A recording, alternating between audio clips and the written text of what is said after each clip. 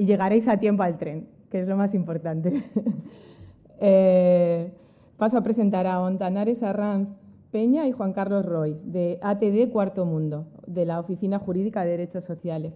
Os explico un poquito que ATD Cuarto Mundo es un movimiento de personas de diferentes medios sociales comprometidas con la lucha por la dignidad, la participación y el reconocimiento efectivo de los derechos de todos y de todas, teniendo como horizonte la erradicación de la extrema pobreza.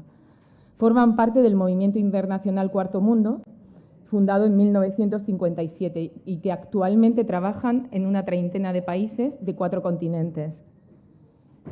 ATD Cuarto Mundo está dotada de estatuto consultivo en el ECOSOC, en la UNESCO, UNICEF, OIT y el Consejo de Europa. En España está presente desde 1992. Juan Carlos y Ontanares son activistas de la Oficina Jurídica de Derechos Sociales, un espacio de aprendizaje colectivo y abordaje jurídico, según nos han contado, de las vulneraciones de derechos del movimiento en Madrid. Juan Carlos es abogado y Ontanares trabajadora social. Ambos tienen más de 30 años de ejercicio. Juan Carlos de la abogacía en el ámbito privado y del turno de oficio, y en el caso de Ontanares en servicios sociales de distintas administraciones locales y autonómicas. Y ofrecen sus saberes en este espacio de la Oficina de Derechos Sociales, al mismo tiempo que nos manifiestan, aprenden de las aportaciones de quienes viven en estas situaciones y quienes luchan por hacer valer los derechos sociales. Desde hace 8 años, uno de los temas más abordados y estudiados han sido el de las rentas mínimas. Nos van a relatar, además, la reclamación colectiva que han preparado respecto al ingreso mínimo vital y lo harán desde un enfoque en clave de derechos humanos. Gracias.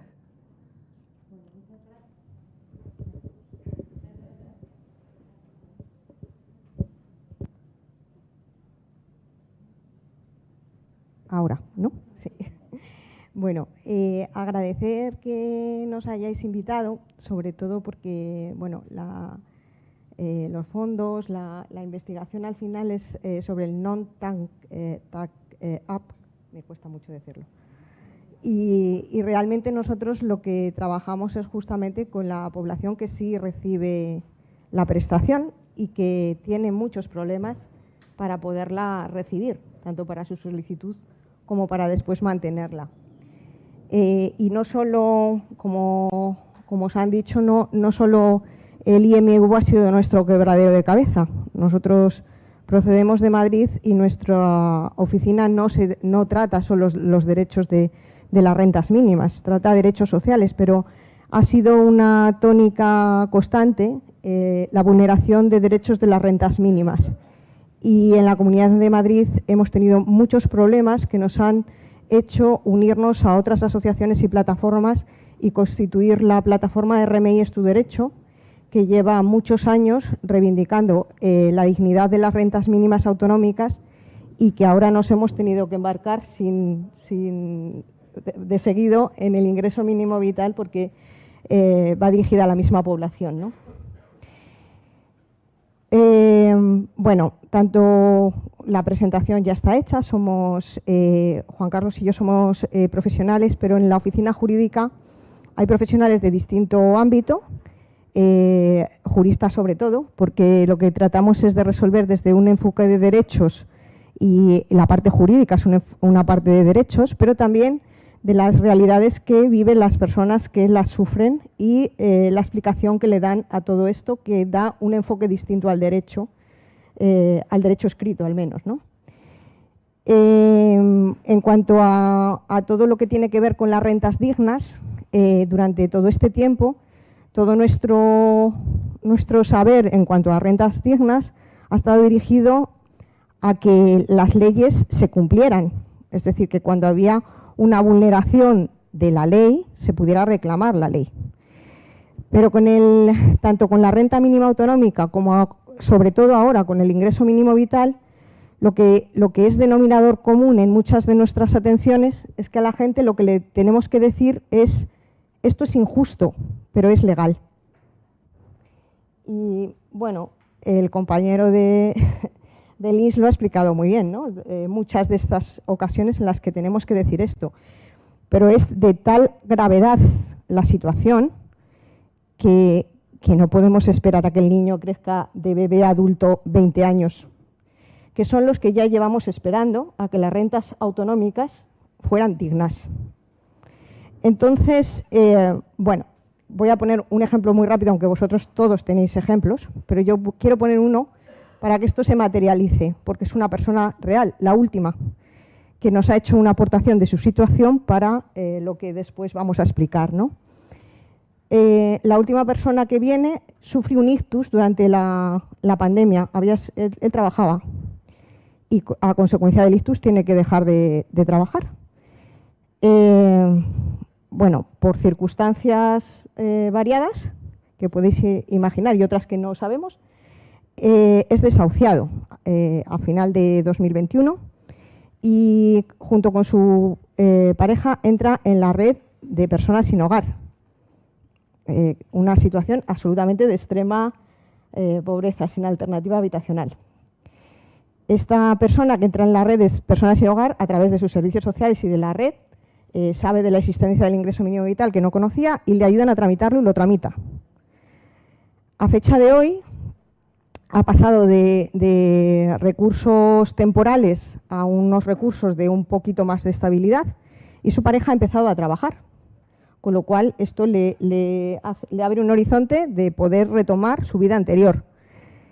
Y de pronto se encuentra con que puede que todo lo que ha recibido, que además lo recibió por el artículo de vulnerabilidad, porque cuando solicita la renta mínima autonómica no le correspondía según sus ingresos de rentas anteriores, pero hace un recurso y alega la situación de vulnerabilidad sobrevenida que le dice la ley y se lo conceden. Pero ahora sabe que le van a reclamar todo. Entonces, lo único que ha tenido es un préstamo del que nadie le ha avisado y ahora mismo está en una situación en la que ni siquiera va a poder devolver. Creo que es un ejemplo claro de que una prestación para la pobreza que deja a las personas empobrecidas endeudadas es una mala prestación. Y por eso, cuando nos invitasteis a venir aquí, pues en la última oficina jurídica que tenemos una vez al mes, les preguntamos a los compañeros qué no podíamos dejar de decir hoy aquí, ¿no? Y nos dijeron varias cosas, que traigo algunas de ellas, ¿no? Y es que lo primero que tienen que cambiar es el nombre de esta prestación, porque esta prestación no se puede llamar ingreso mínimo vital tal cual está. La gente decía, esto es un ingreso máximo mortal. Y es máximo porque te topa los ingresos. Tú no puedes mejorar, porque tu tope de ingresos está en el límite que te han impuesto. Y además es mortal porque vives con miedo siempre. Miedo a si te lo van a conceder, a cuándo te lo van a conceder, a si viene un hijo a tu casa que ha tenido que incorporarse. A todas las circunstancias que se han comentado son acontecimientos vitales de lo más normal en las familias en extrema pobreza que se penalizan. Y además se penaliza también la solidaridad, porque las familias en extrema pobreza tienen una gran vulnerabilidad habitacional que les hace acogerse durante temporadas y cambiar mucho de domicilios. Y eso penaliza en el IMV.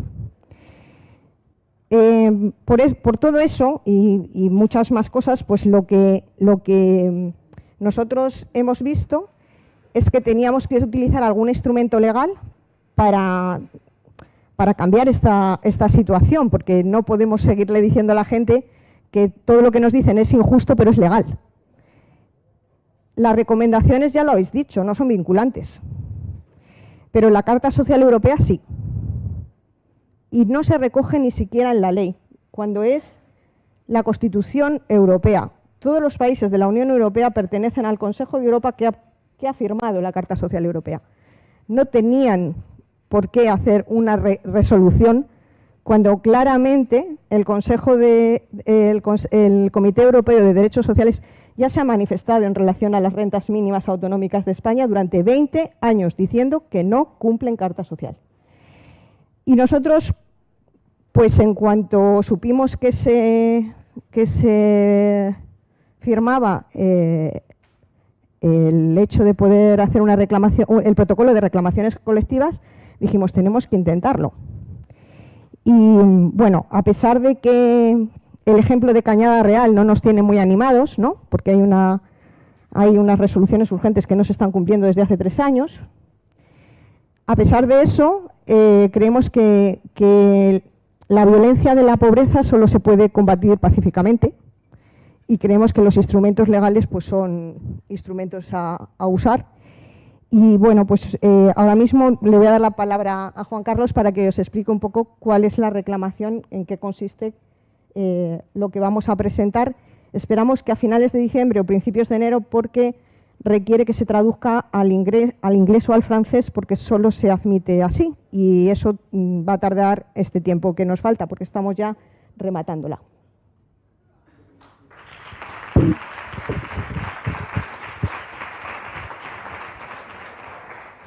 Bien, pues sí, si no andáis muy cansadas, yo voy a intentar primero contar un cuento. Para enfocar por qué nuestra impugnación a la ley. No creemos que sea una cuestión de se puede ir mejorando, va a ir rodando. No, no. Impugnamos la ley. Creemos que incumple normas de derecho internacional que España ha suscrito y tiene obligación de cumplir. Hubo un rey que era muy buena gente y se dio cuenta que en su pueblo toda la gente, no toda, mucha, iba descalza. Y entonces dijo, esto hay que arreglarlo, no puede ser que todo el mundo tenga zapatos. Y mandó a hacer zapatos. Pero por aquello de la deuda y todas esas cosas, los hizo todos del número 37. ¿Qué ocurrió? Trajeron a los descalzos, a unos les quedaban grandes, a otros pequeños, y arbitró una solución. Los que les quedan grandes, que les estiren los pies. Los que les quedan cortos, que les corten los pies. Y así todos entran en el zapato. Esto es lo que habitualmente se nos dice. La dificultad no es de la ley. Se ha dicho aquí. La dificultad es de las personas. Hay que cortarles un poco el pie o hay que estirarles un poco para que se adecúen a las leyes abstractas hechas sin tener en cuenta que las cosas son al revés en la realidad. La dificultad es de la ley. La ley es para las personas, no las personas para la ley. Bien, por eso nosotros impugnamos la ley. Esta ley está pensada para ser una mala ley y está pensada para perjudicar a la gente más vulnerable. No tiene posibilidad de enmienda. Y por eso acudimos a un mecanismo del que no se ha hablado. Esta mañana se nos habla de las recomendaciones, de todo esto, ¿no? De toda la intención que tiene Europa de ir avanzando para acabar con la pobreza y tal. Pero es que hay un texto vinculante. Es que la Constitución Social de Europa, más allá de la Unión Europea, de otros países, ahí están todos, se llama Carta Social Europea. Y esta carta es normativa, impone obligaciones. Y a España le impone obligaciones que, por cierto, lleva incumpliendo en sus legislaciones autonómicas desde hace 20 años. 5 veces el Comité Europeo de Derechos Sociales, que es, digamos, el órgano juez que interpreta esta carta, ha dicho, oiga, que no cumplen en esto y en esto. En la última, le preguntaron al gobierno y dijo, no se preocupen, porque esto lo hemos arreglado ya todo haciendo la ley del ingreso mínimo vital. Nosotros hicimos un contrainforme, se lo llevamos y nos dijeron, lo tenemos en cuenta, pero como solo estábamos valorando el periodo legislativo del hasta el 2019, pues lo tendremos para la siguiente. ¿Qué ocurre? Que después España firmó un protocolo adicional de la Carta Social Europea. Y este protocolo adicional permite que se pueda acudir directamente a este órgano juez a decirle, oiga, la legislación y la práctica de la legislación en mi país vulnera estos y estos y estos artículos de la Carta Social Europea.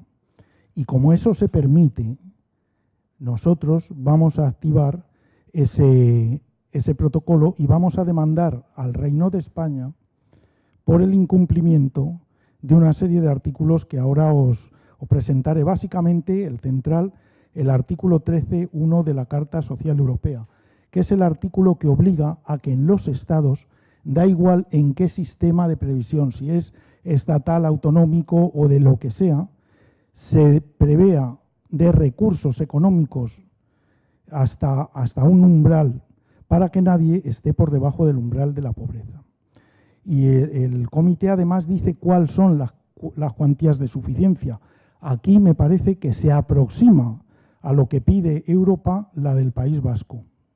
Las demás ni de cerca. ¿Vale? Bien, pues vamos a ello. Primero, ¿qué es la reclamación colectiva? Todo esto que os pongo aquí lo podéis leer, no voy a intentar ir rápido y no. Lo he sacado de la propia página del Comité Europeo. Bueno, se trata de un modo de reclamar a este comité que revise la legislación de un país vinculado por esta carta y que revise si cumple o no cumple los están establecidos por el propio comité y por el articulado de la carta. Este comité se pronuncia por medio de una serie de resoluciones que no se llaman resoluciones realmente, pero son resoluciones que dicen y concretan cuáles son los contenidos mínimos de cada uno de los artículos de la carta. ¿Vale? Nosotros acudimos. Esta demanda que vamos a hacer tiene un itinerario. Se tiene que presentar por una de las organizaciones, digamos, que tienen un estatus legal para ello, que son 40 y tantas en Europa. Una de ellas es ATE de Cuarto Mundo. Esa organización tiene que presentar la demanda. Esa demanda tiene que cumplir unos requisitos, es decir, expresar cuáles son los hechos que la motivan, expresar cuáles son los artículos que se violan y además aportar la prueba en la que basamos el por qué decimos que se viola. Una vez que se admite a trámite, ocurren dos cosas. La primera, si se pide, se pueden adoptar medidas cautelares. Nosotros vamos a pedir una medida cautelar. Vamos a pedir que se ordene a España suspender todos los procesos de cobros indebidos porque entendemos que la manera en que está organizado esto es ilegal y lo que hace es que lo que da con una mano lo quita con la otra a los pobres y les cronifica en la pobreza. Vamos a pedir esa medida cautelar para intentar evitar la avalancha que ya está viniendo de peticiones de cobros indebidos en situaciones muy variadas, pero la más lacerante, la más gravosa, la más vergonzosa, es que hubo un contingente importante de personas a las que se les dio de oficio esta prestación, no lo pidieron porque los datos que tenía la Administración no estaban actualizados. Y con el tiempo se dan cuenta de que no cumplen los criterios y qué pena. Hay gente que tiene que devolver 10, 12 y 15.000 euros en este momento. Pero además es una deuda solidaria de toda la unidad de convivencia. La van a tener los hijos, la van a tener de por vida porque es una deuda pública. Y nos parece que esto no puede ser. Bien, pasada esta primera fase de medidas cautelares, al demandado, en este caso a España, le dirán, oiga, que hay una entidad que dice que ustedes incumplen la ley, ¿qué contestan? Harán su contestación, nos dan un término para réplica y además podemos aportar otras organizaciones sociales que quieran informar al comité. Esta ya no hace falta que estén en ese listado, ni tienen que escribir en francés o en inglés, ni nada de nada, que puedan informar de la situación. Y en ese caso pretendemos también llamar a las organizaciones sociales a que lo hagan. ¿Vale? Pasado eso, el comité toma una decisión, se llama decisión, sus resoluciones, sus sentencias, se publica, pasa al Comité Europeo, el comité la ratifica y a partir de ahí tiene un carácter vinculante en el doble sentido de que a España le obligan a cambiar su legislación, pero además que lo podemos invocar en los tribunales, que podemos obligar al cumplimiento por defecto, porque ese tratado es un tratado positivo, vigente y normativamente pues impone esto. Bien, ¿qué es lo que pretendemos hacer con esta reclamación? Primero, cuestionar la ley.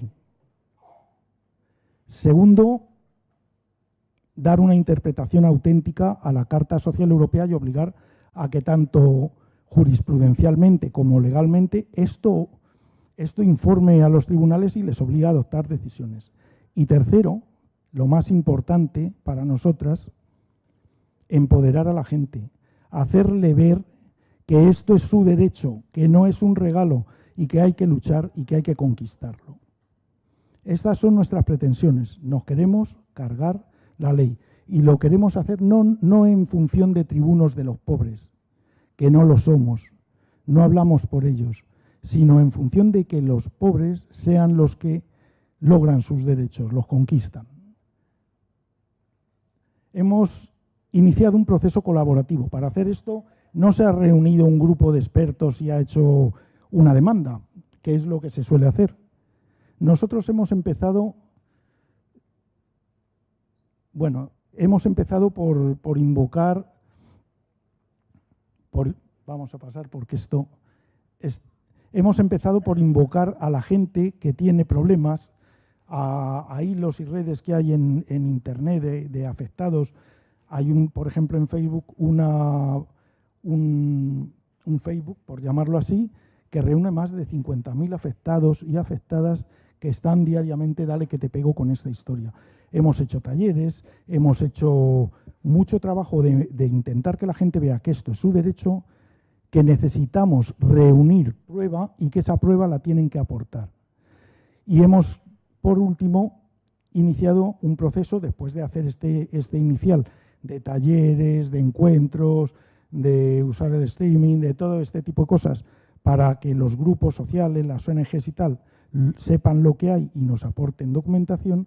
Hemos seleccionado un grupo de confección del documento que no pretende ser un documento jurídico sobre todo, sino un documento, que tiene una ordenación jurídica, pero que está hecho desde la gente y que en el mismo documento, precisamente en lo que son experiencias de la gente, lo hemos remarcado de un color diferente para que el comité sepa que eso no es la aportación de un cerebrito, sino lo que vive la gente. Hemos constituido este grupo de trabajo, hemos hecho una redacción con muchos borradores, muchas idas y venidas, muchas consultas y muchas cosas de lo que se le va a presentar, la reclamación que se le va a presentar al comité. Ahora estamos haciendo una lectura del texto final, que tú decías que había textos que eran para hacerlos y que nadie los leyera, pues este está en esa categoría casi, porque tiene 90 páginas. Una demanda de 90 páginas es casi una herejía, es muy larga. Pero bueno, la hemos intentado hacer amena y aborda todos y cada uno de los problemas, de las problemáticas sentidas como tales por la gente y de las que podemos hacer aportación documental. Aportamos cerca de 40 bloques documentales que van desde informes del Defensor del Pueblo, de la doctrina, de la IREF, de todo el mundo, hasta experiencias, expedientes completos de personas que han pasado por situaciones pues que son arquetípicas, ¿no? Que no es lo que le ha pasado a uno, que es que eso se multiplica por miles. Y todo eso es lo que le llevamos al comité. Os voy a... esto vamos a ver, por intentar correr. Estas son las situaciones de abuso que nosotros entendemos que existen. Algunas tienen que ver con las no conformidades con lo que el comité ha dicho que España no cumple. Dice que hay 3 cosas esenciales que España no cumple en ninguna de sus legislaciones, ni autonómicas ni en el ingreso mínimo vital. La suficiencia de rentas, la continuidad de la prestación, que no se interrumpa siempre que siga existiendo la situación de vulnerabilidad, sea cual sea la circunstancia, que no se interrumpa. Y tercero, las no limitaciones que tienen que ver con edades, que tienen que ver con situación administrativa regular e irregular y con todo esto. Esto no se cumple en nuestras legislaciones y no se cumple en el IMV. el conflicto que se genera con las rentas autonómicas y todo, bueno, pues que ya lo habéis explicado, las barreras de acceso que existen y la práctica administrativa y el maltrato institucional que existe. Resoluciones sin motivación. Es que esto es de cachondeo. Resoluciones que tardan casi un año en adoptarse. Abuso del silencio administrativo. Como si eso fuera un regalo que le hacen a la administración. No, la administración tiene obligación de responder con celeridad, pedir a la gente documentación que tienen las administraciones y que por el resto de la normativa legal no ha lugar a que presenten, ya la tienen las administraciones. Todo este tipo de cosas. Bueno, por último, aquí os pongo un poco el índice del texto que hemos hecho, de casi 100 páginas. Tiene un parágrafo de antecedentes, contamos cuál es la situación actual, de dónde venimos, a dónde vamos. Un parágrafo de hechos que denunciamos, pues la residencia legal, las limitaciones de edad, la discontinuidad de la prestación, los incumplimientos por diferencia de requisitos, conflicto con las otras rentas autonómicas, las revisiones, la actualización, el ingreso transitorio, el grave problema de los cobros indebidos, todo eso.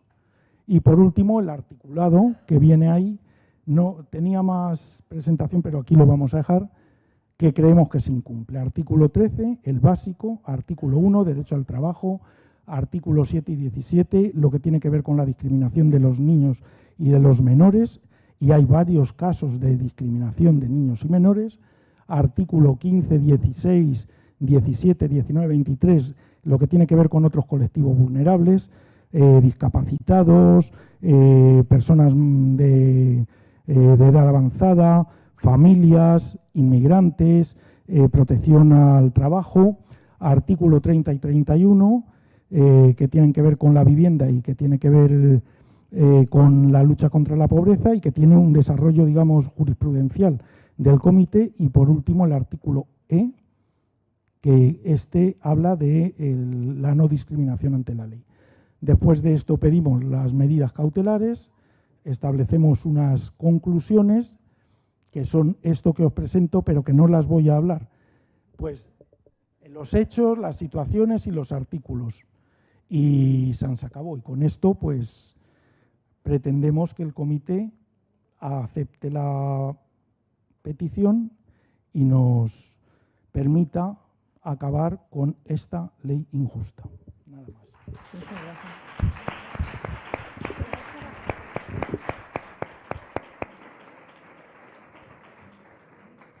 Muchas gracias, Ondanares y Juan Carlos.